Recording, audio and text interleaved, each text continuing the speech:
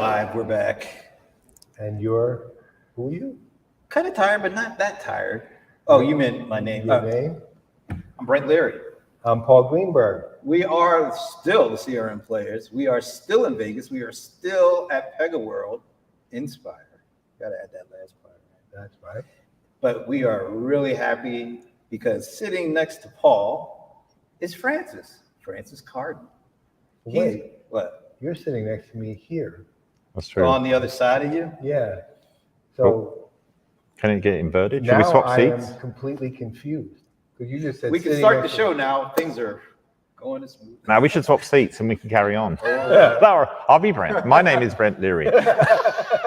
Don't sell yourself that short, there, Francis. All right. No, this is cool because this is last, but certainly not least. We are joined. I want to make sure I get your title right too, because you're Mr. I can do that for you. You know, that helps. Yeah. It's impromptu. Francis, why don't you introduce yourself? Well, and we're standing in the way of ourselves going to cocktails, which are being served right now in the Innovation Hub. Introduce yourself to us. All right. I'm Francis Carden. I'm VP of the Intelligent Automation and Robotics here at Pega. I came over in 2016 with the acquisition of the RPA company I was one of the founders of. And the funny thing is we did a few good minutes a couple of years ago. And remember when RPA was all the rage? Like everybody is just so, and he said it so perfectly. These folks think that that's intelligent automation. Yes. Boy, are they wrong. Well, they were nearly right. It's not all the rage. It's now the rage. It's created a lot of rage. I remember just not the kind of rage that we were thinking. Well, we were thinking of doing a rager. Yeah. Okay. All right. Well, ChatGPT is going to, or create a generative AI is going to fix all of the RPA's woes, so we're okay. This is where we need you because you've been doing intelligent automation and all that stuff years. What do you? You're saying I'm old? No, you're a young whippersnapper, man. Were you surprised? Because we've had an opportunity to talk to several folks, at different conferences about. This ChatGPT, it seemed to come from nowhere. AI has been around forever, but this just sort of not only snuck up, but just took over. Are you surprised at how quickly the ChatGPT conversation just swallowed everything up? Not surprised now, but surprised at the time. But it's only been a few weeks, relatively, right? I think we were all blown away by it, right? It's like, yeah, okay, it's another thing. It's going to be another great thing, and then you start playing with it, and you're like, holy smokes, this is something quite weird. And you were like questioning, how did it know that? And then you would ask it something to try to trick it, and it would get it right, or you'd feed it some data to get it to, test. It's like, oh, this is more accurate than, it's. So I guess not surprised. It really has taken off because it's created a lot of creativity. And then creativity on the top of that, because we don't know what we can do with it all yet. And I think it's not just me saying that. I mean, there are far more important people than me saying that. And I think it's exciting, though. So I remember a few years ago, Phil First said, RPA is dead, intelligent automation. And you have said that. I don't know if you said dead, but you said intelligent automation. All right. Now you have generative AI, which is not identical to intelligent automation. It's, I don't know, is it part of it? Is it parallel to it? How does it work together? I mean, what's the story, Morning Glory? Well, I guess it depends who's telling the story. Well, you are, as far as I'm concerned. Yeah, so this time I get free reign here, don't I? Yeah. So what Phil said was RPA is dead, long live RPA, I think it was. That was my one after that. But I think that it was really that people were positioning RPA as intelligent automation and still do because they can. But for me, and the reason I'm so excited, when I got acquired by Pega, because I got the opportunity to then be part of Pega and I like what they were doing, is intelligent automation was clearly a demarcation from automating as-is processes, legacy stuff, which is RPA, and start to think about reimagining processes as they should be done. We talk about computerization was the automation of manual work humans did, and then RPA was the automation of that computerized work. Intelligent automation, or what we're now really calling autonomous, is where you imagine the work being done solely by a computer without humans in the loop, but you have the capability to add humans back into the loop for things like exceptions and sentiment analysis, or just compassion. Yeah. And so I think it's that journey of those things, and RPA does play a role when you need it to plug the gaps or to accelerate you getting to transformation.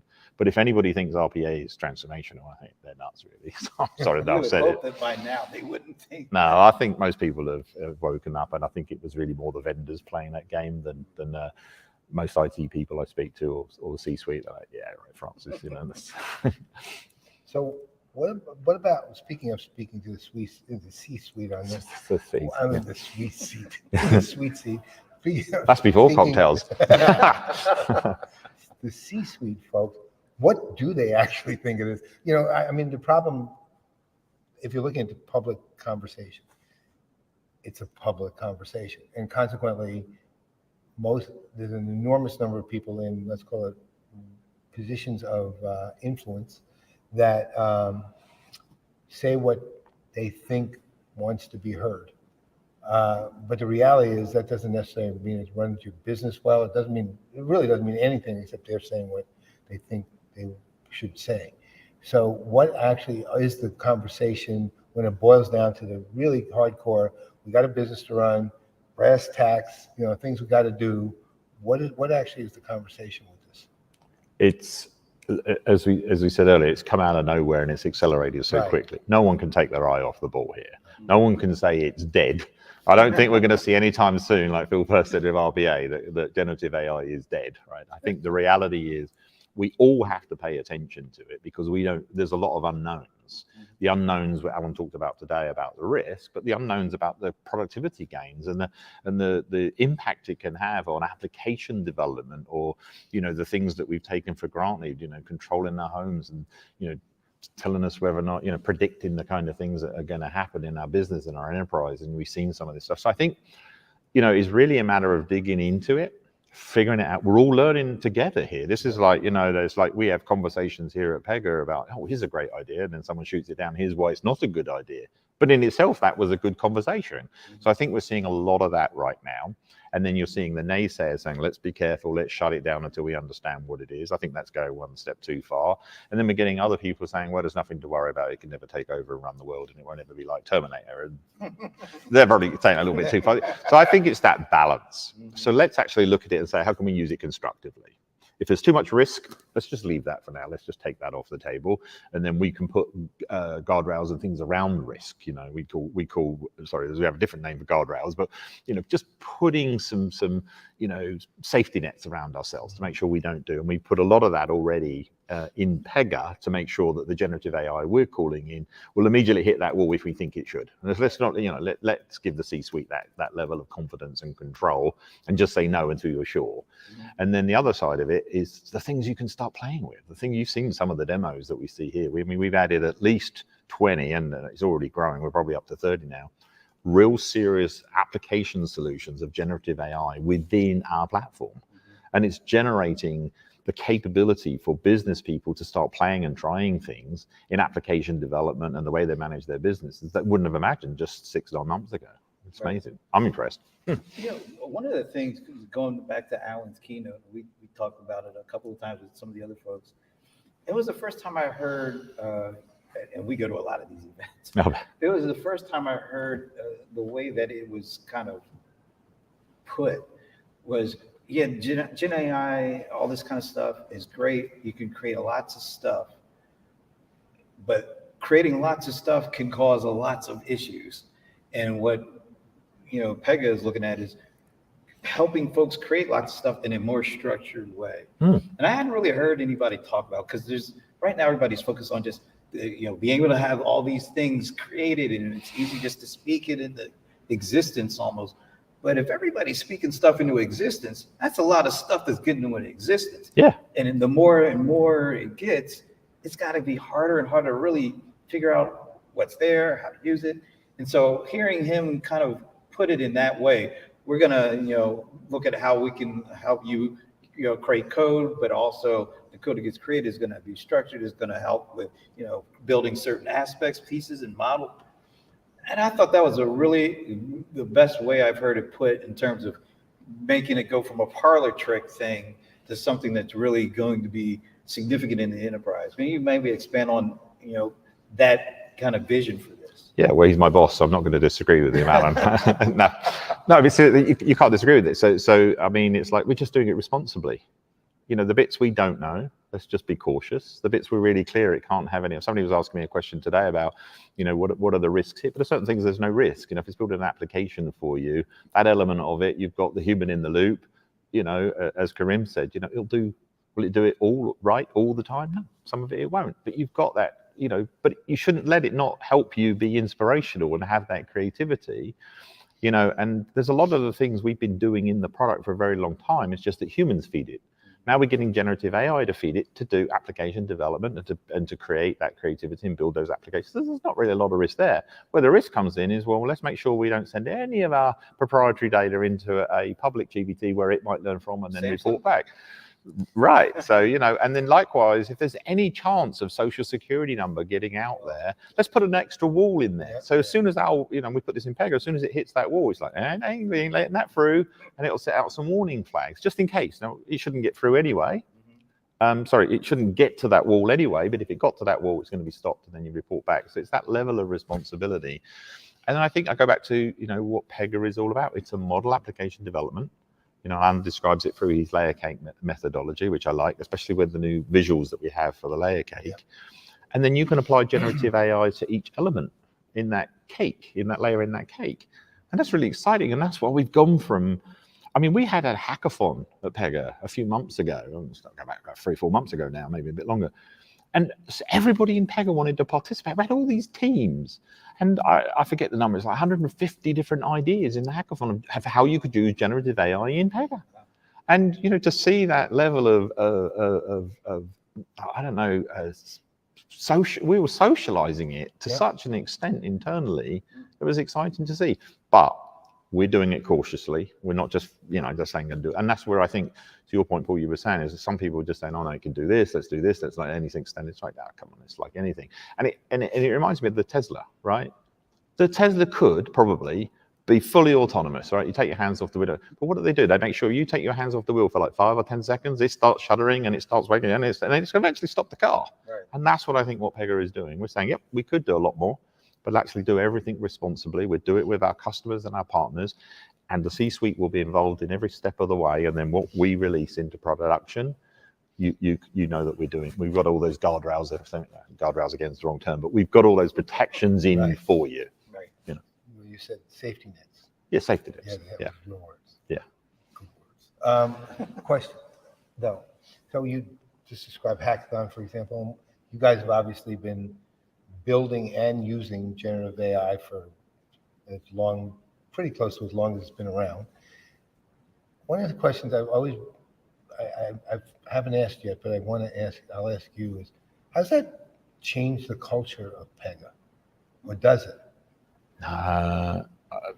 No, the biggest thing that changes the culture is getting out and doing events live, because that brings back the culture that we always were. Look, everybody looking them in the eyes and being able to see somebody in 3D. That's really that's the culture of Pega. Right. So, and Alan really talked about that.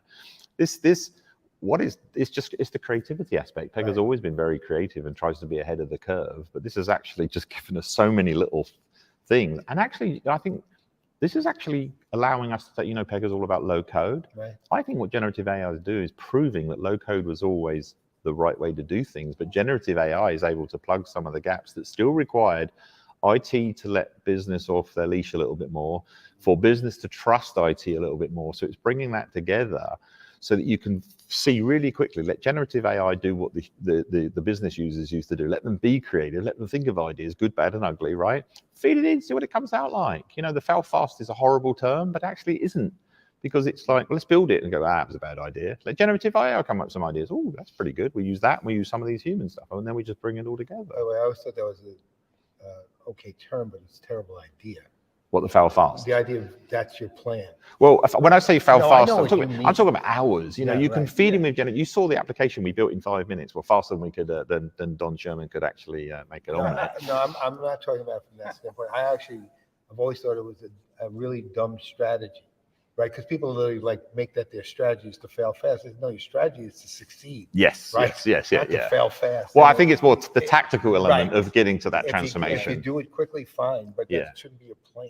Yeah. Well, it depends. The definition of fail fast was like, well, if it takes 2 years to build an application in code and it only takes you 6 months to fail in code, people saw that as an 18-month Right. bonus, right? But I'm talking about the hours and Right. you know No, that I take to do understand the this. way you Yeah. Can you kind of piggybacking off of what the last piece of the conversation? Do you see the organizational change or the change in trust as Gen AI starts to be introduced, an actual change in the relationship between IT and business folks?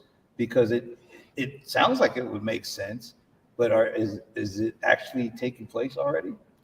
It's been taking place for a number of years. There's been, you know, and I've been talking for decades and writing for decades about business and IT alignment. It's been a dream of mine that there would be more alignment every year than there ever is. But it's getting better. It just needs to be an element of trust. IT don't have the solutions to every problem. And if IT put a barrier in the way, business just get frustrated, then turn to tactical solutions like RPA and macros and scripts, and then we wonder why the legacy stuff stays around. But equally, business hasn't necessarily been fair to IT because it's a big mammoth task supporting all the infrastructure and the applications and the code and the systems, the hardware, I mean, you know, and everything else in between. And so I think it's where you can get to see that business can build and show you what they always wanted, and IT can go, I didn't know that's what you wanted. If I knew that was what you wanted, I could have given that to you a couple of years ago. But here's why I can't give that to you straight away. But here together, we can then take us on that journey to get strategically to where we need to go, which is this autonomous strategy. This is why we're moving on from it just being automation, which again, I think is the automation of as is processes, and autonomous. And I think if we can you know, nobody likes a new term in technology, right? But this word autonomous, it does really get you. If people understand it's the automatic car versus the automatic shift. Do you remember we went from a manual to an automatic shift, and it's an automatic, right? But actually, all it is the automation of the manual. Right. But an autonomous vehicle isn't the automation of the automated vehicle. So I think that's the paradigm shift we're seeing in technology. Let me follow up on that. So if Gen AI is integrated correctly into an organization, you should see a really significant shift in how IT and business work together. I think so. Yeah, I think we've been seeing it, and I think this does allow us to get to more. Look, generative AI can explain to business people what an IT problem is in their language better than some IT people and business people can. So it's actually going to put that education into the hands of just about everybody. If business can turn around and ask ChatGPT, I haven't tried it, but I bet if we did it now, you know, why is IT continuously rejecting my ideas for new business applications? And you know what? It will probably come up with a great list that business has never understood before. And maybe IT has never really done a good job explaining it in their language. We can't, right? All right, so second to last question. Second to last. Wow, this is formal. Sorry. Well, no, because the last question. Oh, you got a last. All right. That last question really depends on whether we'll ever talk to you again. Oh, Right, okay, all right. So no pressure then. Okay. Right. Here we go. I'm ready. This is the second. Deep rest. So you're okay still. Yeah. So have you, like when you're using generative AI, if you had done, what's like the most, and this is literally the word I want to get the answer to, most fun thing you've done with it? Just pure fun. It doesn't have to be anything related to Pega, just something you've done with it. Well, this was funny at the time, so I'll tell this story, and in the meantime, I'll try to think of another because there's a couple of funny ones I've done. But just 2-3 days ago, we've got friends, American friends who have a British sense of humor. I guess you have to be friends with us, right? And for some reason, we couldn't work out what time to go for dinner, so he just threw out 3:15. Now it's his dinner time, right? 3:15. So I'm like, Paul, you're nuts, right? So I said to ChatGPT, could you give me a sarcastic response to someone that's given me the time to go to dinner, like out of the blue, 3:15? And its response nailed it. And it basically said something like, 3:15 is an interesting time to eat. It's not the end of it's not the beginning of the day, and it's not the end of the day, but it's an appropriate day to go. It just went on to this, and I didn't even change any of the wording, and I sent it to the group chat, me, my wife, and my friend, and my wife just pinged back. She said, "That's ChatGPT." She knew that I would never have come up with something so good, so sarcastically, so quick. So, but also proves one of our points is we had a discussion a couple of weeks ago at a conference where because of the CMO of Pros said that he fed ChatGPT a whole bunch of his blog posts, and it spat out something that he said it not only looked like something he would have written. It said it actually had. He said it actually had his voice. Oh, good Lord! Which is really That's scary. Kind of Yeah. Yeah. Well, you asked me if it was something funny, and the reason it was funny was because I only really fed it the 315. Right. But come up with something sarcastic for 315 as a time. I mean, if I'd said that to any human, they'd go, "What? What?" But it did it, and it did it so sarcastically, brilliantly. I had to post it back to him. So. Yeah, but see, what the thing with Brent, what he was saying is, I'm of this mind. ChatGPT or whatever generative AI you're using will never be able to reproduce your actual voice. I can do a deep fake. I'm not talking about physical voice. I'm talking about writing voice. Yeah, I mean, I don't really have any skin in that game. That's for you lot, right? I mean, because that's your business. But my skin in the game is business. It's just no. I mean, it's an interesting point because it's like images is like and they're coming up with all this art. I suspect we're going to hear some interesting things from Rob tomorrow, and I have no insight to nor do I want to what he's going to talk about at keynote tomorrow. But I know it's going to be fantastic. I can't because I don't know. He keeps it very clear. I chatted to him just now, but I would say this on the other side of it. I think that. This comes back down to our education system. And what I think ChatGPT is amazing at is telling you its workings. So you don't just if you go to Google and you can watch someone teach you how to do something, or YouTube, and you get the teacher how to do something. But verbally, if you go to Google and ask it something, it just gives you everybody else's opinion of it. But what ChatGPT does, it tells you its reasoning. Yeah. I have learned so much since I signed up for ChatGPT about a subject that I thought I knew. But I just got to learn so much more about the why. And for me personally, and as I'm getting on in age, you think you can't teach an old dog new tricks, right? But I genuinely am learning. And I think it's got that vast wealth of him. And I think for our school kids, kids in school, it won't just teach them the answers. And they always say you need to know the working out, but this is going to come as the working out on so many subjects. That's fair. I would get people who listen to this, go and test that on a few things and just drill a little bit deeper. Even when it answers you, just say, could you explain that a little bit more? Okay. Give me your workings, and that will blow your mind. Okay. Well, now that we're getting our minds blown, maybe it's time for us to end because we don't have much minds blown. Yeah, and we definitely are now running out of cocktail drinking time. Oh, yeah. Francis, always a chance. Thank you for joining us. And our Always last question is, I don't remember asking you this before, but do you have a favorite NFL football team? Tottenham Hotspur, which is soccer, I'm afraid. That's fair. Wait, I did call it soccer though. See, I'm just being a little bit fair. It's fair. That's fair. That's not the worst answer. No, I watch the Super Bowls because of the adverts, and I watch games that are very tight.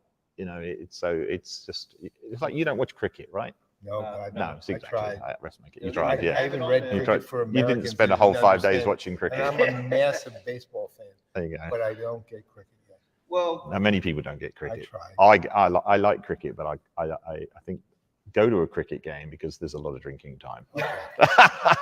Fair enough. Well, fair enough. And because you didn't say the Patriots, we'll welcome you back. Thank you. Oh, there we go. Thank you for being here. I passed.